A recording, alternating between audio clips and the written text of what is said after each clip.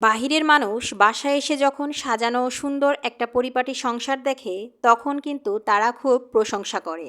আর এই সাজানো গোছানো সংসারের পেছনের যে সময়টা ব্যয় করতে হয়, পরিশ্রম করতে হয়, সেটা কিন্তু কেউ দেখে না। হ্যালো এভরিওয়ান, আসসালামু আলাইকুম। ওয়েলকাম করছি আমার নতুন আরেকটা ডেইলি ব্লগে। সকালে ঘুম থেকে উঠে মেয়ে বলল, মা নুডলস খাবো। তো রুটি তো আর তার জন্য করতে হবে না। নুডলসটা আমি যাতে ঝটপট হয় সেজন্য আমি খুব সহজভাবেই করতেছি, মানে সেদ্ধ ছাড়াই বসিয়ে দিয়েছি। তারপর তো প্রায় যখন হয়ে আসে একটু মশলা দিয়ে দিই।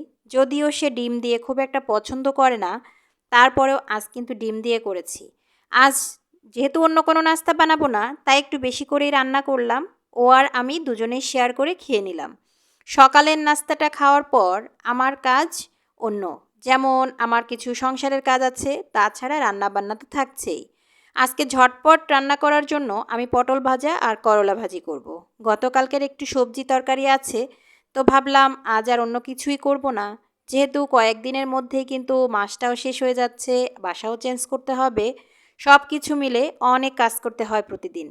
তো আমি কিন্তু অলরেডি অল্প অল্প করে ঘরটাও গুছিয়ে ফেলেছি, মানে বাসা শিফট করার জন্য যেমন প্রস্তুতি আর কি, সেটা আমি অফ ক্যামেরাতে অনেক কিছুই করে ফেলেছি।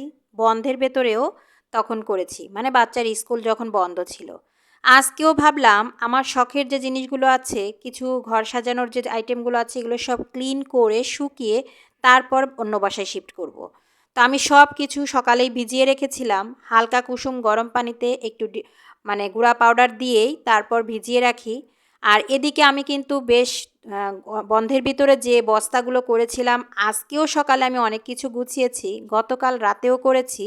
সব কিছু মিলে আমি আজকেও অনেকগুলো কাজ করেছিলাম, সেগুলোই কিন্তু তোমাদের সাথে শেয়ার করছি। আর সব কিছু কমপ্লিট করে ফেলছি এই কিছুদিনের মধ্যেই, যেহেতু বাসা শিফট করব, তাই গুছিয়ে রাখলে আমার জন্য একবারে প্রেশারটা কম হবে।